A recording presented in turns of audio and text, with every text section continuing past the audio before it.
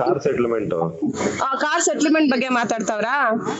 Car settlement ಅದು China ಕೊಟ್ಬಿಡು, car ನಿನ್ನ ಹೆಸರಲ್ಲ ಅಲ್ವಾ ಇರೋದು ಅಂತ ಕೇಳ್ತಾ ಇದ್ದ. ಅದಕ್ಕೆ ಇವ್ರೇನೋ ಬೈತಾ ಇದ್ರು.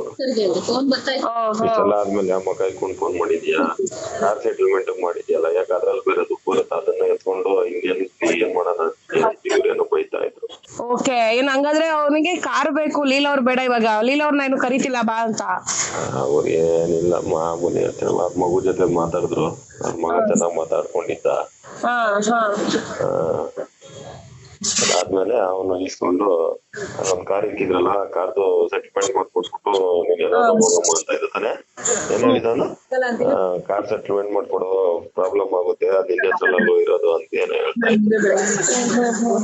ಅಯ್ಯೋ, ಹೇಳಿಲ್ವ ಮೇಡಮ್, ಎಂತಿ ಬೇಕಂದಿದ್ರೆ ಯಾರನ್ನ ಕರ್ಕೊಬಂದು, ದೊಡ್ಡವ್ರನ್ನ ಯಾರನ್ನಾದ್ರೂ ಕರ್ಕೊಬಂದು ಕೈಯ ಕಾಲ ಹಿಡಿದು ಕರ್ಕೊಂಡು ಹೋಗಿರೋನು.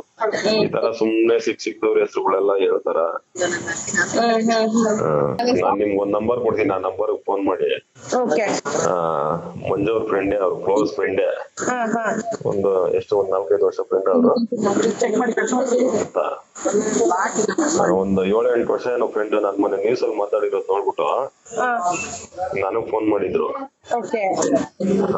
ಇದೇ ಯಾವ್ದೋ ಒಂದು ಲೋನ್ ಏನೋ ಎತ್ಕೊಟ್ಟಿದ್ದಂತೆ ಮಂಜುಗೆ. ಲೋನ್ ಎತ್ಕೊಟ್ಟಾಗ ದುಡ್ಡೇನೋ 2 ಲಕ್ಷ ರೂಪಾಯಿ ಲೋನ್ ಎತ್ಕೊಟ್ಟಿರೋದು ಇವ್ರು, ಮಂಜು ಅವ್ರ ಫ್ರೆಂಡ್. ಆ ದುಡ್ಡೇನೋ ರಿಟರ್ನ್ ಕೇಳಕ್ ಹೋದಾಗ ಹಿಂಗೆ ಜಗಳ ಆಡಿ, ಏ ದುಡ್ಡೆಲ್ಲ ಏನಿಲ್ಲ, ನಾನು ಹೆಂಡತಿನ ಇಕ್ಕೊಬಿಡು ಅಂತ ಅವ್ನ್ಗೆ ಹೇಳಿದ್ದಾನೆ.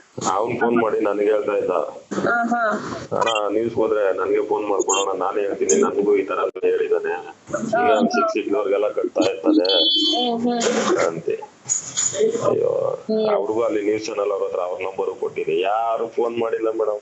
ಸರಿ ಮೇಡಮ್, ನಾಳೆ ಬೆಳಗ್ಗೆ 10 ಗಂಟೆಗೆ ಫೋನ್ ಮಾಡ್ಕೊಂಡ್ ಬರ್ತೀರಿ. ಕ್ಷಣ ಕ್ಷಣದ ಸುದ್ದಿಗಳಿಗಾಗಿ ಫ್ರೀಡಂ ಟಿವಿ ಸಬ್ಸ್ಕ್ರೈಬ್ ಮಾಡಿ, ಲೈಕ್ ಮಾಡಿ ಹಾಗೂ ಫಾಲೋ ಮಾಡಿ. ಹೊಸ ಸುದ್ದಿಗಳ ನೋಟಿಫಿಕೇಶನ್ಗಾಗಿ ಬೆಲ್ ಐಕಾನ್ ಮೇಲೆ ಕ್ಲಿಕ್ ಮಾಡಿ.